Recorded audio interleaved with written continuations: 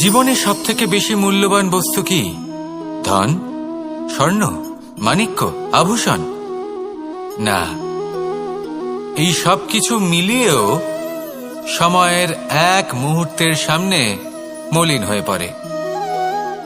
এক মুহূর্ত যা এক দরিদ্রকে রাজা করতে পারে, যা এক রাজাকেও দরিদ্র করতে পারে। একটি মুহূর্ত যা আপনার আত্মবিশ্বাসকে পর্বতের শিখরে পৌঁছে দিতে পারে। একটি মুহূর্ত যা আপনার অস্তিত্বকে গভীর সাগরে বিলীন করে দিতে পারে। একটি মুহূর্তের খেলা। সব সময় জীবনে সেই ব্যক্তিকে সম্মান করুন, শ্রদ্ধা করুন, যিনি আপনার জন্য সময় বের করে থাকেন। সবসময় সেই ব্যক্তির প্রতি নিষ্ঠাবান থাকুন, যেই ব্যক্তি খারাপ সময় আপনার পাশে দাঁড়িয়ে থাকে। এই সময় সব থেকে বেশি মূল্যবান। আসুন আমার সাথে ভালোবেসে বলুন, রাধা রাধা। প্রজাপতি দেখেছেন? কি সুন্দর হয়, তাই না? এই প্রজাপতি, ওদের দিকে তাকালে নিজের অজান্তেই নিজের মুখে হাসি ফুটে ওঠে। কিন্তু এই প্রজাপতি জন্ম থেকেই এমন দেখতে হয় না। জন্ম থেকে এদের কাছে ডানা থাকে না, এরা উড়তেও পারে না। যখন একটি প্রজাপতি জন্ম নেয় তখন প্রথমে ডিম অবস্থায় থাকে সে। আস্তে আস্তে সেই কবচ সে ভেঙে ফেলে, খুব পরিশ্রম করতে হয় তাকে। তারপর কীটের আকার ধারণ করে সে চলতে থাকে। অনেক কষ্ট সহ্য করতে হয়, অনেক পরিশ্রম করতে হয়। তারপর তার রূপ বদলে যায়, তারপরে তার ডানা গজায়, তারপরে সে উড়তে পারে। এই নিরন্তর পরিশ্রমই সাফল্যের মূল মন্ত্র হয়। কখনো কখনো প্রতিভাও কম পড়ে যায় যদি নিরন্তর পরিশ্রম না করা হয়, যদি সমর্পণের ভাব মনে না থাকে, দৃঢ় নিষ্ঠা না থাকে।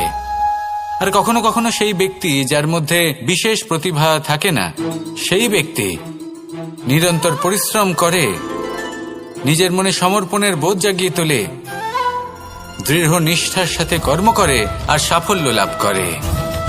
সেই জন্য আপনি জীবনে যেখানেই পৌঁছে যান না কেন, নিরন্তর পরিশ্রম করতে থাকুন। তবেই আপনার ভবিষ্যৎ রঙিন প্রজাপতির মতন গগনচুম্বী হবে। তবেই এই সংসার আপনাকে দেখবে এবং নিজের অজান্তেই এই সংসার নিজের মুখে হাসি ফুটিয়ে তুলবে এবং এই সংসার আমার সাথে ভালোবেসে বলবে, রাধা রাধা। পুরাণে আমরা দেখেছি যে মাতা পিতা কতটা মহান হতে পারেন। কিভাবে শ্রী গণেশ নিজের মাতা পিতাকে পরিক্রমণ করলেন এবং পরম পূজনীয় হয়ে উঠলেন। কিভাবে ভক্ত শ্রবণ নিজের অন্ধ মাতা পিতাকে তীর্থযাত্রায় নিয়ে যাবেন বলে নিজের কাঁধে ওনাদের বসালেন এবং বয়ে নিয়ে গেলেন। এরকম অনেক অমূল্য শিক্ষা আমরা লাভ করে থাকি পুরাণ থেকে। কিন্তু এসব কথা হলো পুরাণের কথা। কথা বলা যাক আমাদের জীবন নিয়ে। আমাদের এই জীবনে আমাদের মাতা পিতা কেন আমাদের কাছে এতটা অমূল্য? কেন আমরা ওনাদের এতটা ভালোবাসি? কেন আমরা ওনাদের এত সম্মান করি? আর কেনই বা ওনাদের এতটা সম্মান করা উচিত? মমতার কারণে। মায়ের মনের এক ধরনের মমতা, পিতারও এক ধরনের মমতা। এই দুইয়ের মমতা ভিন্ন, কিন্তু এনাদের দুজনের মমতার কেন্দ্রবিন্দু হলো ওনাদের সন্তান। মাতা মমতার কারণে সকালে তাড়াতাড়ি উঠে পড়েন, খাবার তৈরি করেন, এটা ভাবেন যে আমার সন্তান যেন অভুক্ত না থাকে। অন্যদিকে পিতা ইচ্ছে না থাকা সত্ত্বেও নিজের মমতাবোধের কারণে নিজের সন্তানের প্রতি কঠোর হন, তাকে জ্ঞান প্রদান করেন, শিক্ষা প্রদান করেন, কারণ উনি চান যে ওনার সন্তান যেন পরবর্তীতে উন্নতি করে, কখনো অভুক্ত না থাকে। এটাই হলো মমতা মাতা পিতার। আর এই মমতা সংসারের অন্য কোথাও আপনি পাবেন না। তাই সবসময় নিজের মাতা পিতাকে সম্মান করুন, ওনাদের ভালোবাসুন, যতটা ইচ্ছে ভালোবাসুন। আর এই ভালোবাসার সাথেই বলুন, রাধা রাধা। যখন আমরা মৌন থাকি তখন আমরা কতটা শক্তি ব্যয় করি, বিন্দুমাত্র নয়।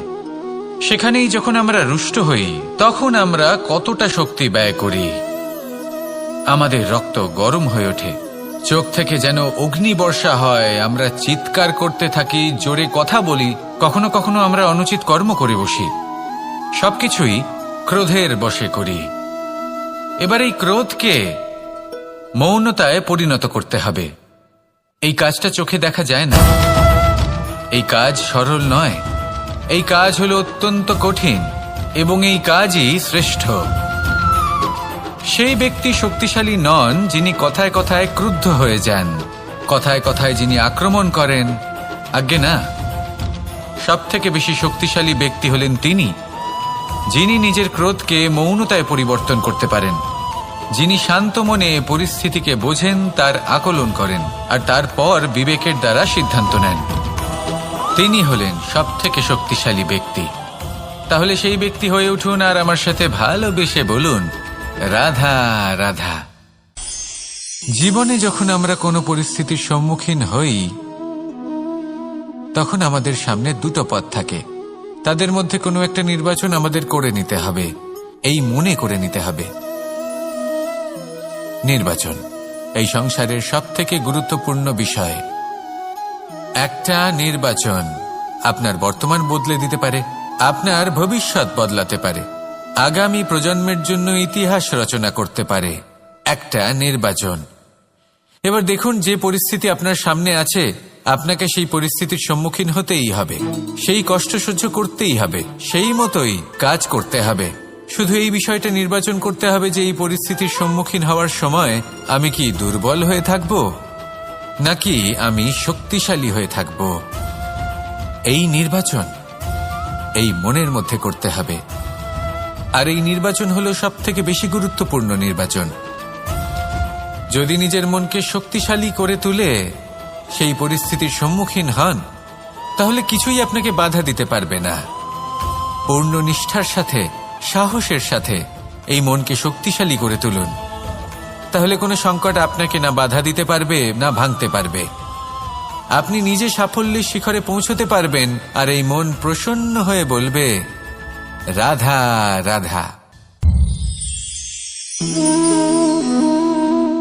সম্পর্ক হলো আমাদের জীবনের একটি আধার। কিছু সম্পর্ক এমন যা আমরা জন্মসূত্রে লাভ করি, যেমন পরিবার, মা, বাবা। কিছু সম্পর্ক আছে যা আমরা জীবনে অর্জন করে থাকি, তা সে প্রেমের হোক, স্নেহের হোক বা বন্ধুত্বের। এই সকল সম্পর্ক লাভ করার বা গড়ে তোলার 5টি ধাপ রয়েছে। প্রথম ধাপ, কোনো ব্যক্তির সাথে আলাপ হওয়া, তার সাথে কথা বলা বা তাকে দেখা। দ্বিতীয় ধাপ, সে ব্যক্তিকে আমাদের ভালো লাগা। তৃতীয় ধাপ, আমাদের এটা চাইতে শুরু করা যে জীবনে এই ব্যক্তি যেন আমাদের বন্ধু হন, আমাদের জীবনে থাকেন, বা আমাদের কাউকে ভালোবেসে ফেলা আর এটা আমাদের ভাবা বা চাওয়া যে সেই ব্যক্তি যেন আজীবন আমার সাথে থাকেন, আমার জীবনে আমার সাথী হয়ে। চতুর্থ ধাপ, লাভ করা। এবার এই ধাপটি অনেক মানুষের পক্ষেই খুবই সরল হয়, বড়ই সরলভাবে নিজেদের সঙ্গীকে লাভ করে থাকেন। কিছু মানুষের জন্য এই ধাপ অত্যন্ত কঠিন হয়ে থাকে। অনেক প্রতিকূল পরিস্থিতির উপর জয়লাভ করে তারা সঙ্গীকে লাভ করেন, কিন্তু লাভ অবশ্যই করেন। এরপরে আসে পঞ্চম, অন্তিম এবং সব থেকে গুরুত্বপূর্ণ ধাপ। সেটা হলো সেই সম্পর্ক পালন করা। এটা হলো এমন এক বিষয় যা প্রত্যেক মানুষের শেখা উচিত। যদি ব্যক্তি নিজের জীবনে সম্পর্ক রক্ষা করতে শিখে যান তবে প্রত্যেক সম্পর্ক তার জীবনকে স্বর্গ করে তুলবে। আসুন আর আমার সাথে ভালোবেসে বলুন, রাধা রাধা। জ্যোতিষ একটা বিদ্যা, এ হলো একটা বিজ্ঞান। যে নক্ষত্র দশায় আপনি জন্মগ্রহণ করেছেন, যে স্থানে আপনার জন্ম হয়েছে, এগুলো আপনার জীবনের দিশা স্থির করার ক্ষেত্রে গুরুত্বপূর্ণ ভূমিকা পালন করে। কিন্তু যে রাশিতে আপনি জন্ম নিয়েছেন আর আপনার যা নাম স্থির হয়েছে সেটা আপনার ভবিষ্যৎ নির্ধারণ করবে তা আবশ্যক নয়।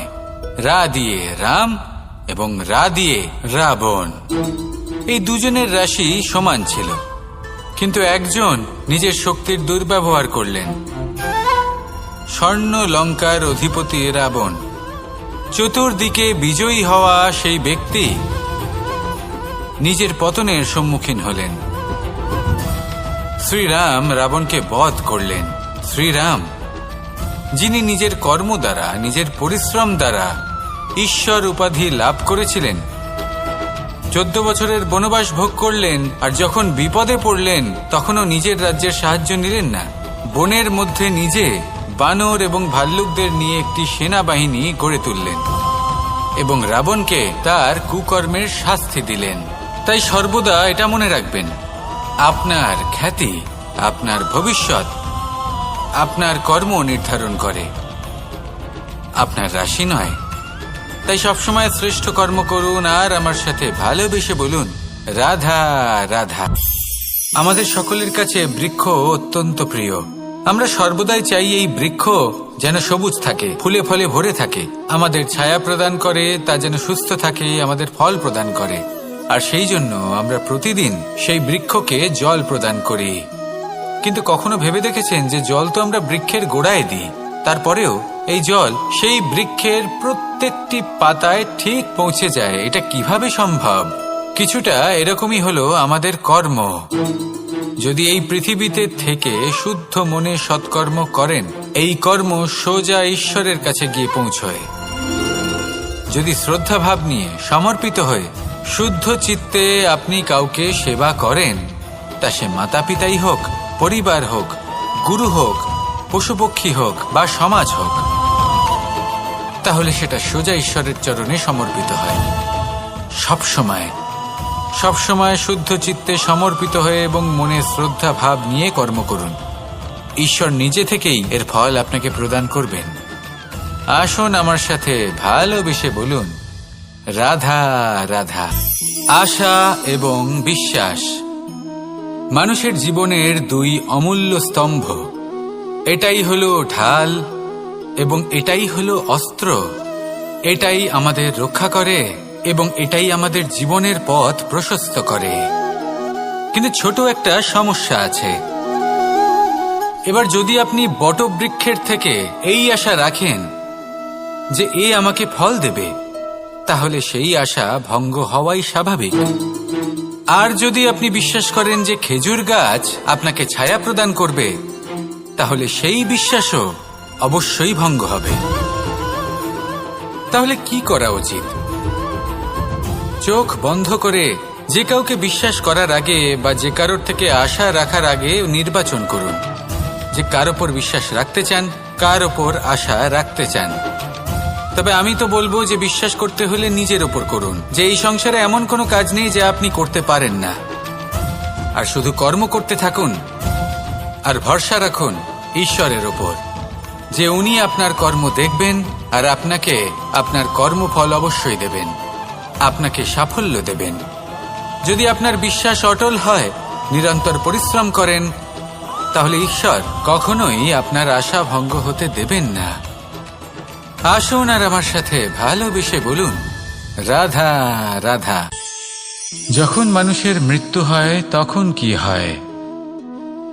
অনেক সংখ্যক মানুষ শোক পালন করতে চলে আসেন। যে ব্যক্তি মৃত্যু লাভ করেছেন তার অনেক বস্তু থাকে যেগুলো তার প্রিয়, যেগুলো তিনি ব্যবহার করেছেন। তার শয্যা, তার বস্ত্র, তার আভূষণ সবকিছু তার থেকে বিচ্ছিন্ন করা হয় এবং খালি হাতে তাকে শ্মশানের উদ্দেশ্যে রওনা করা হয়। আমি আপনাকে এই প্রশ্ন করতে চাই, আপনি এই সংসারে কি অর্জন করেছেন?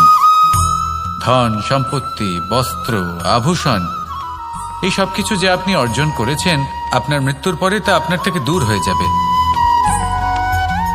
এর উত্তর হলো একটাই, আপনার কর্ম। শুধু সেটাই আছে যা একান্ত আপনার, আর শুধু সেটাই এই সংসার থেকে চলে যাওয়ার পরেও সংসারেই জীবিত থাকবে।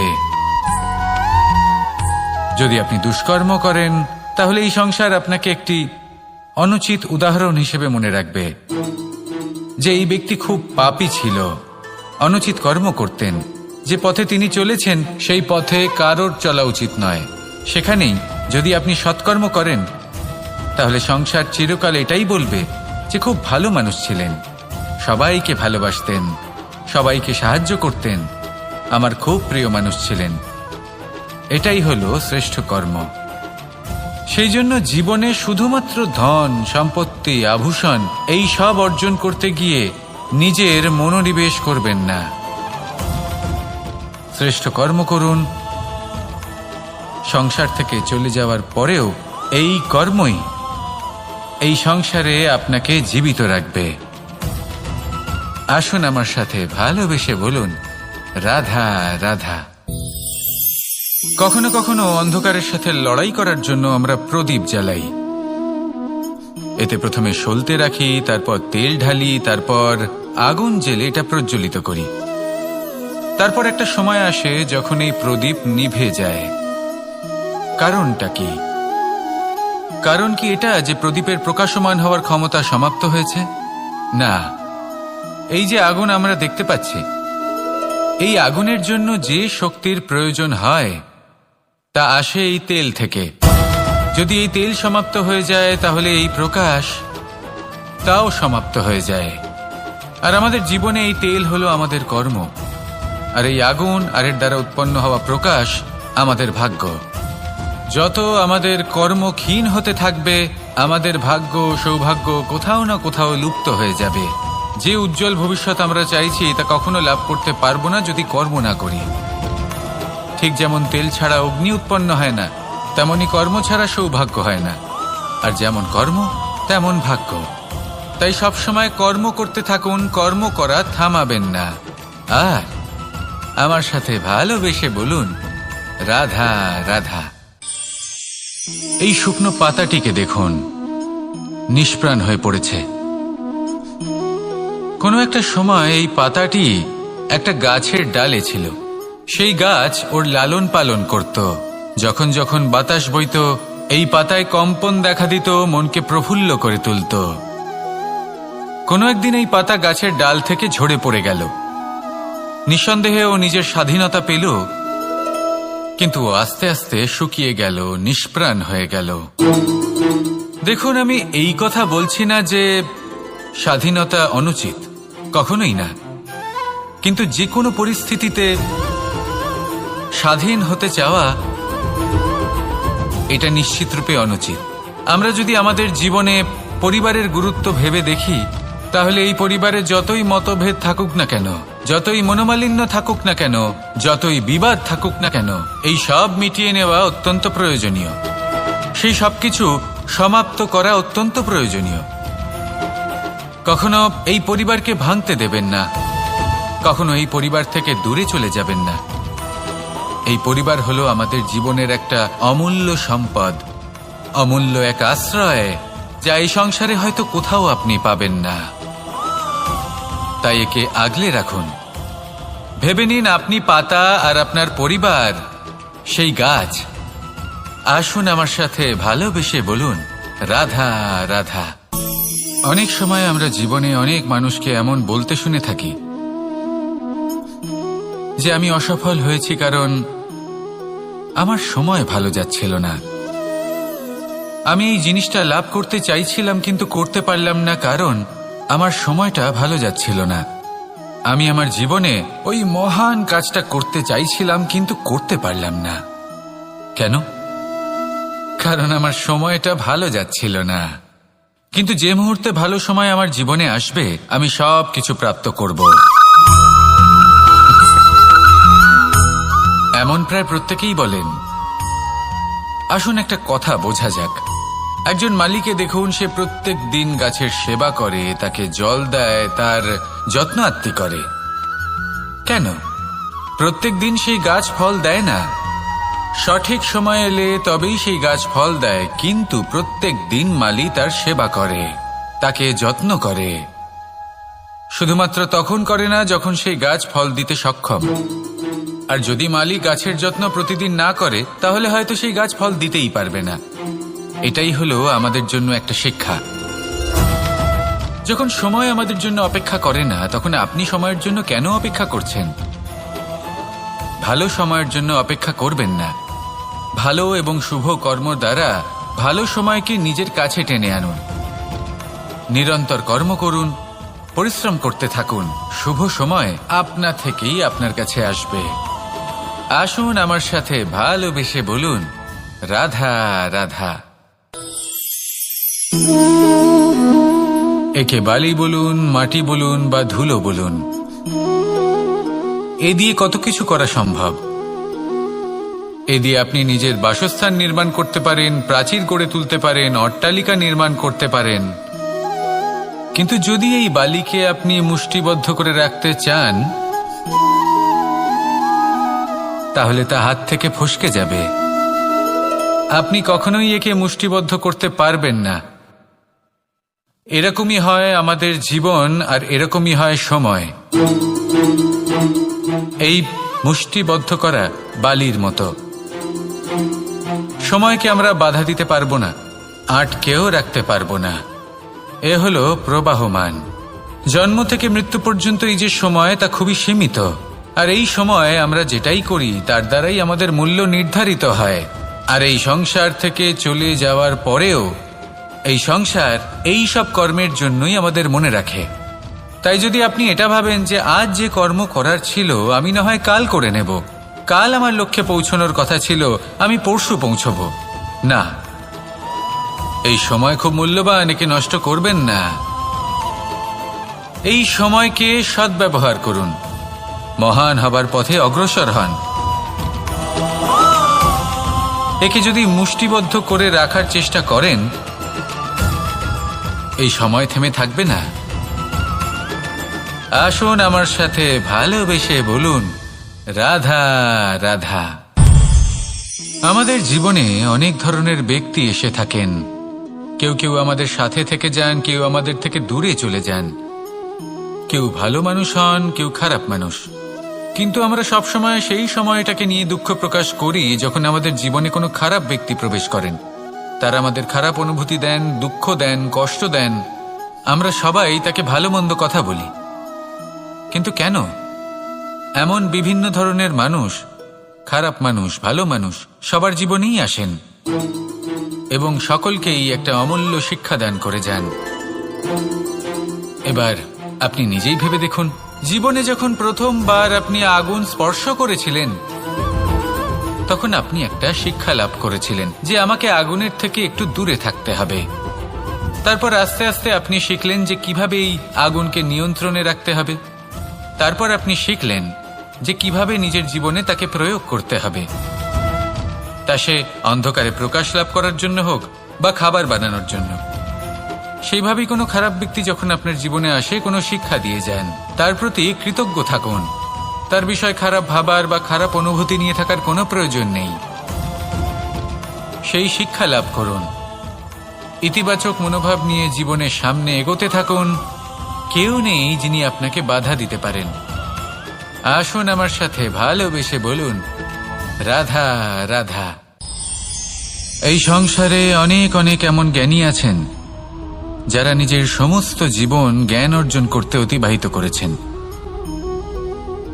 এই সংসারে এমন কোনো বেদ নেই, কোনো পুরাণ নেই, কোনো শাস্ত্র নেই, কোনো ভাষা নেই যা ওনারা জানেন না। এমন কোনো বিষয় নেই যা নিয়ে ওনারা কোনো বক্তব্য রাখতে পারবেন না। কিন্তু আমরা এই সকল জ্ঞানীকে কি ভালোবাসতে পারি? এনাদের সকলকে সম্মান করতে পারি না। কারণটা কি? দেখুন, বেদ পড়া একটি আলাদা বিষয়, বেদনা বুঝতে পারা অন্য ব্যাপার। এবং বেদনা বোঝার জন্য, সেই জ্ঞান লাভ করার জন্য আপনাকে মন থেকে করুণা এবং প্রেমের সঠিক অর্থ বুঝতে হবে। সামনের ব্যক্তির বেদনা বুঝতে হবে, তার যন্ত্রণাকে বুঝতে হবে। তারপর যে জ্ঞান আপনি অর্জন করেছেন বেদ থেকে, পুরাণ থেকে, শাস্ত্র থেকে, তা প্রয়োগ করে তার বেদনার নিবারণ করা, সেটা বেশি গুরুত্বপূর্ণ। সেই জন্য জীবনে শুধুমাত্র শাস্ত্র এবং বেদ পড়ে জ্ঞান অর্জন করতে সময় নষ্ট করবেন না। মন থেকে প্রেমের কি অর্থ সেই বিষয়ে জ্ঞান লাভ করার চেষ্টা করুন। করুণাও বুঝতে চেষ্টা করুন। একজন শ্রেষ্ঠ ব্যক্তি হয়ে উঠুন আর আমার সাথে ভালোবেসে বলুন, রাধা রাধা। যখন আমরা মৌন থাকি তখন আমরা কতটা শক্তি ব্যয় করি, বিন্দুমাত্র নয়। সেখানেই যখন আমরা রুষ্ট হই তখন আমরা কতটা শক্তি ব্যয় করি। আমাদের রক্ত গরম হয়ে ওঠে, চোখ থেকে যেন অগ্নিবর্ষা হয়, আমরা চিৎকার করতে থাকি, জোরে কথা বলি, কখনো কখনো আমরা অনুচিত কর্ম করে বসি। সবকিছুই ক্রোধের বশে করি। এবার এই ক্রোধকে মৌনতায় পরিণত করতে হবে। এই কাজটা চোখে দেখা যায় না, এই কাজ সরল নয়, এই কাজ হলো অত্যন্ত কঠিন এবং এই কাজই শ্রেষ্ঠ। সেই ব্যক্তি শক্তিশালী নন যিনি কথায় কথায় ক্রুদ্ধ হয়ে যান, কথায় কথায় যিনি আক্রমণ করেন। আজ্ঞে না, সব থেকে বেশি শক্তিশালী ব্যক্তি হলেন তিনি যিনি নিজের ক্রোধকে মৌনতায় পরিবর্তন করতে পারেন, যিনি শান্ত মনে পরিস্থিতিকে বোঝেন, তার আকলন করেন আর তারপর বিবেকের দ্বারা সিদ্ধান্ত নেন। তিনি হলেন সব থেকে শক্তিশালী ব্যক্তি। তাহলে সেই ব্যক্তি হয়ে উঠুন আর আমার সাথে ভালোবেসে বলুন, রাধা রাধা। জীবনে যখন আমরা কোনো পরিস্থিতির সম্মুখীন হই তখন আমাদের সামনে দুটো পথ থাকে, তাদের মধ্যে কোনো একটা নির্বাচন আমাদের করে নিতে হবে, এই মনে করে নিতে হবে। নির্বাচন এই সংসারের সবথেকে গুরুত্বপূর্ণ বিষয়। একটা নির্বাচন আপনার বর্তমান বদলে দিতে পারে, আপনার ভবিষ্যৎ বদলাতে পারে, আগামী প্রজন্মের জন্য ইতিহাস রচনা করতে পারে। একটা নির্বাচন। এবার দেখুন, যে পরিস্থিতি আপনার সামনে আছে আপনাকে সেই পরিস্থিতির সম্মুখীন হতেই হবে, সেই কষ্ট সহ্য করতেই হবে, সেই মতোই কাজ করতে হবে। শুধু এই বিষয়টা নির্বাচন করতে হবে যে এই পরিস্থিতির সম্মুখীন হওয়ার সময় আমি কি দুর্বল হয়ে থাকব নাকি আমি শক্তিশালী হয়ে থাকব। এই নির্বাচন এই মনের মধ্যে করতে হবে। আর এই নির্বাচন হলো সবথেকে বেশি গুরুত্বপূর্ণ নির্বাচন। যদি নিজের মনকে শক্তিশালী করে তুলে সেই পরিস্থিতির সম্মুখীন হন তাহলে কিছুই আপনাকে বাধা দিতে পারবে না। পূর্ণ নিষ্ঠার সাথে, সাহসের সাথে এই মনকে শক্তিশালী করে তুলুন, তাহলে কোনো সংকট আপনাকে না বাধা দিতে পারবে না ভাঙতে পারবে। আপনি নিজে সাফল্যের শিখরে পৌঁছতে পারবেন আর এই মন প্রসন্ন হয়ে বলবে, রাধা রাধা। জীবনে সবথেকে বেশি মূল্যবান বস্তু কি? ধন, স্বর্ণ, মাণিক্য, আভূষণ? না, এই সব কিছু মিলিয়েও সময়ের এক মুহূর্তের সামনে মলিন হয়ে পড়ে। এক মুহূর্ত যা এক দরিদ্রকে রাজা করতে পারে, যা এক রাজাকেও দরিদ্র করতে পারে। একটি মুহূর্ত যা আপনার আত্মবিশ্বাসকে পর্বতের শিখরে পৌঁছে দিতে পারে, একটি মুহূর্ত যা আপনার অস্তিত্বকে গভীর সাগরে বিলীন করে দিতে পারে। একটি মুহূর্তের খেলা। সব সময় জীবনে সেই ব্যক্তিকে সম্মান করুন, শ্রদ্ধা করুন যিনি আপনার জন্য সময় বের করে থাকেন। সবসময় সেই ব্যক্তির প্রতি নিষ্ঠাবান থাকুন যেই ব্যক্তি খারাপ সময় আপনার পাশে দাঁড়িয়ে থাকে। এই সময় সব থেকে বেশি মূল্যবান। আসুন আমার সাথে ভালোবেসে বলুন, রাধা রাধা। প্রজাপতি দেখেছেন? কি সুন্দর হয়, তাই না? এই প্রজাপতি, ওদের দিকে তাকালে নিজের অজান্তেই নিজের মুখে হাসি ফুটে ওঠে। কিন্তু এই প্রজাপতি জন্ম থেকেই এমন দেখতে হয় না। জন্ম থেকে এদের কাছে ডানা থাকে না, এরা উড়তেও পারে না। যখন একটি প্রজাপতি জন্ম নেয় তখন প্রথমে ডিম অবস্থায় থাকে সে। আস্তে আস্তে সেই কবচ সে ভেঙে ফেলে, খুব পরিশ্রম করতে হয় তাকে। তারপর কীটের আকার ধারণ করে সে চলতে থাকে, অনেক কষ্ট সহ্য করতে হয়, অনেক পরিশ্রম করতে হয়। তারপর তার রূপ বদলে যায়, তারপরে তার ডানা গজায়, তারপরে সে উড়তে পারে। এই নিরন্তর পরিশ্রমই সাফল্যের মূল মন্ত্র হয়। কখনো কখনো প্রতিভাও কম পড়ে যায় যদি নিরন্তর পরিশ্রম না করা হয়, যদি সমর্পণের ভাব মনে না থাকে, দৃঢ় নিষ্ঠা না থাকে। আর কখনো কখনো সেই ব্যক্তি যার মধ্যে বিশেষ প্রতিভা থাকে না, সেই ব্যক্তি নিরন্তর পরিশ্রম করে, নিজের মনে সমর্পণের বোধ জাগিয়ে তোলে, দৃঢ় নিষ্ঠার সাথে কর্ম করে আর সাফল্য লাভ করে। সেই জন্য আপনি জীবনে যেখানেই পৌঁছে যান না কেন, নিরন্তর পরিশ্রম করতে থাকুন। তবেই আপনার ভবিষ্যৎ রঙিন প্রজাপতির মতন গগনচুম্বী হবে। তবেই এই সংসার আপনাকে দেখবে এবং নিজের অজান্তেই এই সংসার নিজের মুখে হাসি ফুটিয়ে তুলবে এবং এই সংসার আমার সাথে ভালোবেসে বলবে, রাধা রাধা। পুরাণে আমরা দেখেছি যে মাতা পিতা কতটা মহান হতে পারেন, কিভাবে শ্রী গণেশ নিজের মাতা পিতাকে পরিক্রমণ করলেন এবং পরম পূজনীয় হয়ে উঠলেন।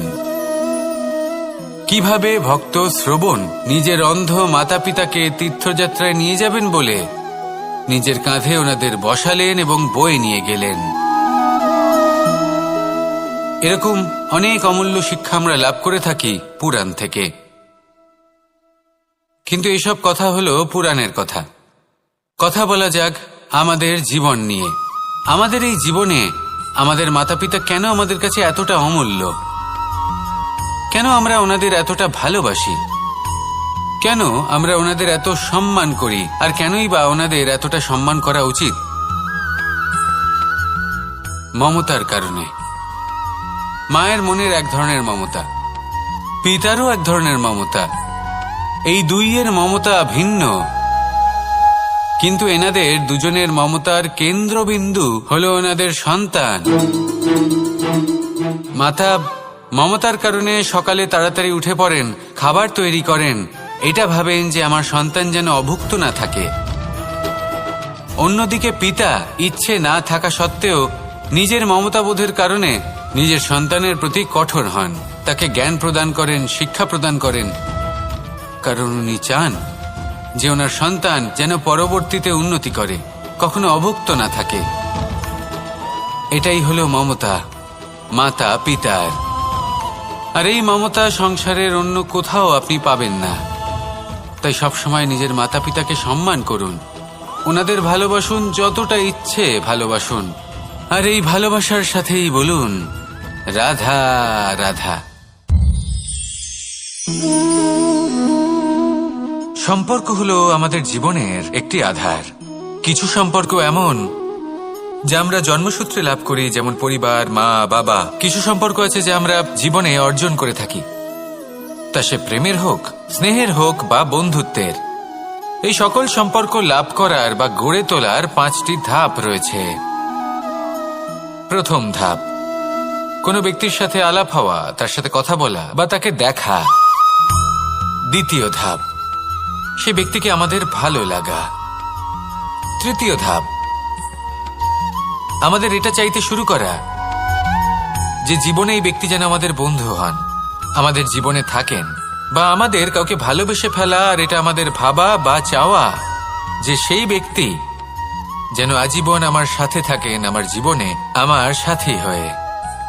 চতুর্থ ধাপ, লাভ করা।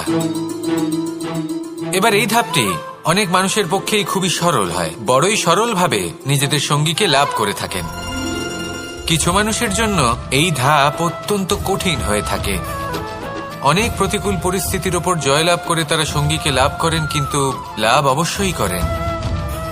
এরপরে আসে পঞ্চম, অন্তিম এবং সবথেকে গুরুত্বপূর্ণ ধাপ। সেটা হলো সেই সম্পর্ক পালন করা। এটা হলো এমন এক বিষয় যা প্রত্যেক মানুষের শেখা উচিত। যদি ব্যক্তি নিজের জীবনে সম্পর্ক রক্ষা করতে শিখে যান, তবে প্রত্যেক সম্পর্ক তার জীবনকে স্বর্গ করে তুলবে। আসুন আর আমার সাথে ভালোবেসে বলুন, রাধা রাধা। জ্যোতিষ একটা বিদ্যা, এ হলো একটা বিজ্ঞান। যে নক্ষত্র দশায় আপনি জন্মগ্রহণ করেছেন, যে স্থানে আপনার জন্ম হয়েছে, এগুলো আপনার জীবনের দিশা স্থির করার ক্ষেত্রে গুরুত্বপূর্ণ ভূমিকা পালন করে। কিন্তু যে রাশিতে আপনি জন্ম নিয়েছেন আর আপনার যা নাম স্থির হয়েছে, সেটা আপনার ভবিষ্যৎ নির্ধারণ করবে তা আবশ্যক নয়। রা দিয়ে রাম এবং রা দিয়ে রাবণ, এই দুজনের রাশি সমান ছিল, কিন্তু একজন নিজের শক্তির দুর্ব্যবহার করলেন। স্বর্ণ লঙ্কার অধিপতি রাবণ, চতুর্দিকে বিজয়ী হওয়া সেই ব্যক্তি নিজের পতনের সম্মুখীন হলেন। শ্রীরাম রাবণকে বধ করলেন। শ্রীরাম, যিনি নিজের কর্ম দ্বারা, নিজের পরিশ্রম দ্বারা ঈশ্বর উপাধি লাভ করেছিলেন, 14 বছরের বনবাস ভোগ করলেন, আর যখন বিপদে পড়লেন তখনও নিজের রাজ্যের সাহায্য নিলেন না। বনের মধ্যে নিজে বানর এবং ভাল্লুকদের নিয়ে একটি সেনাবাহিনী গড়ে তুললেন এবং রাবণকে তার কুকর্মের শাস্তি দিলেন। তাই সর্বদা এটা মনে রাখবেন, আপনার খ্যাতি, আপনার ভবিষ্যৎ আপনার কর্ম নির্ধারণ করে, আপনার রাশি নয়। তাই সবসময় শ্রেষ্ঠ কর্ম করুন আর আমার সাথে ভালোবেসে বলুন, রাধা রাধা। আমাদের সকলের কাছে বৃক্ষ অত্যন্ত প্রিয়। আমরা সর্বদাই চাই এই বৃক্ষ যেন সবুজ থাকে, ফুলে ফলে ভরে থাকে, আমাদের ছায়া প্রদান করে, তা যেন সুস্থ থাকে, আমাদের ফল প্রদান করে। আর সেই জন্য আমরা প্রতিদিন সেই বৃক্ষকে জল প্রদান করি। কিন্তু কখনো ভেবে দেখেছেন যে জল তো আমরা বৃক্ষের গোড়ায় দিই, তারপরেও এই জল সেই বৃক্ষের প্রত্যেকটি পাতায় ঠিক পৌঁছে যায়? এটা কিভাবে সম্ভব? কিছুটা এরকমই হলো আমাদের কর্ম। যদি এই পৃথিবীতে থেকে শুদ্ধ মনে সৎকর্ম করেন, এই কর্ম সোজা ঈশ্বরের কাছে গিয়ে পৌঁছয়। যদি শ্রদ্ধাভাব নিয়ে সমর্পিত হয়ে শুদ্ধ চিত্তে আপনি কাউকে সেবা করেন, তা সে মাতা পিতাই হোক, পরিবার হোক, গুরু হোক, পশুপক্ষী হোক বা সমাজ হোক, তাহলে সেটা সোজা ঈশ্বরের চরণে সমর্পিত হয়। সবসময় শুদ্ধ চিত্তে সমর্পিত হয়ে এবং মনে শ্রদ্ধা ভাব নিয়ে কর্ম করুন। ঈশ্বর নিজে থেকেই এর ফল আপনাকে প্রদান করবেন। আসুন আমার সাথে ভালোবেসে বলুন, রাধা রাধা। আশা এবং বিশ্বাস মানুষের জীবনের দুই অমূল্য স্তম্ভ। এটাই হলো ঢাল এবং এটাই হলো অস্ত্র। এটাই আমাদের রক্ষা করে এবং এটাই আমাদের জীবনের পথ প্রশস্ত করে। কিন্তু ছোট একটা সমস্যা আছে। এবার যদি আপনি বটবৃক্ষের থেকে এই আশা রাখেন যে এ আমাকে ফল দেবে, তাহলে সেই আশা ভঙ্গ হওয়াই স্বাভাবিক। আর যদি আপনি বিশ্বাস করেন যে খেজুর গাছ আপনাকে ছায়া প্রদান করবে, তাহলে সেই বিশ্বাসও অবশ্যই ভঙ্গ হবে। তাহলে কি করা উচিত? চোখ বন্ধ করে যে কাউকে বিশ্বাস করার আগে বা যে কারোর থেকে আশা রাখার আগে নির্বাচন করুন যে কার ওপর বিশ্বাস রাখতে চান, কার ওপর আশা রাখতে চান। তবে আমি তো বলবো যে বিশ্বাস করতে হলে নিজের ওপর করুন, যে এই সংসারে এমন কোনো কাজ নেই যা আপনি করতে পারেন না। আর শুধু কর্ম করতে থাকুন আর ভরসা রাখুন ঈশ্বরের ওপর, যে উনি আপনার কর্ম দেখবেন আর আপনাকে আপনার কর্মফল অবশ্যই দেবেন, আপনাকে সাফল্য দেবেন। যদি আপনার বিশ্বাস অটল হয়, নিরন্তর পরিশ্রম করেন, তাহলে ঈশ্বর কখনোই আপনার আশা ভঙ্গ হতে দেবেন না। আসুন আর আমার সাথে ভালোবেসে বলুন, রাধা রাধা। যখন মানুষের মৃত্যু হয় তখন কি হয়? অনেক সংখ্যক মানুষ শোক পালন করতে চলে আসেন। যে ব্যক্তি মৃত্যু লাভ করেছেন তার অনেক বস্তু থাকে যেগুলো তার প্রিয়, যেগুলো তিনি ব্যবহার করেছেন। তার শয্যা, তার বস্ত্র, তার আভূষণ সবকিছু তার থেকে বিচ্ছিন্ন করা হয় এবং খালি হাতে তাকে শ্মশানের উদ্দেশ্যে রওনা করা হয়। আমি আপনাকে এই প্রশ্ন করতে চাই, আপনি এই সংসারে কি অর্জন করেছেন? ধন, সম্পত্তি, বস্ত্র, আভূষণ, এই সবকিছু যে আপনি অর্জন করেছেন, আপনার মৃত্যুর পরে তা আপনার থেকে দূর হয়ে যাবে। এর উত্তর হলো একটাই, আপনার কর্ম। শুধু সেটাই আছে যা একান্ত আপনার, আর শুধু সেটাই এই সংসার থেকে চলে যাওয়ার পরেও সংসারেই জীবিত থাকবে। যদি আপনি দুষ্কর্ম করেন, তাহলে এই সংসার আপনাকে একটি অনুচিত উদাহরণ হিসেবে মনে রাখবে যে এই ব্যক্তি খুব পাপী ছিল, অনুচিত কর্ম করতেন। যে পথে তিনি চলেছেন সেই পথে কারোর চলা উচিত নয়। সেখানেই যদি আপনি সৎকর্ম করেন, তাহলে সংসার চিরকাল এটাই বলবে যে খুব ভালো মানুষ ছিলেন, সবাইকে ভালোবাসতেন, সবাইকে সাহায্য করতেন, আমার খুব প্রিয় মানুষ ছিলেন। এটাই হলো শ্রেষ্ঠ কর্ম। সেই জন্য জীবনে শুধুমাত্র ধন, সম্পত্তি, আভূষণ এই সব অর্জন করতে গিয়ে নিজের মনোনিবেশ করবেন না। শ্রেষ্ঠ কর্ম করুন, সংসার থেকে চলে যাওয়ার পরেও এই কর্মই এই সংসারে আপনাকে জীবিত রাখবে। আসুন আমার সাথে ভালোবেসে বলুন, রাধা রাধা।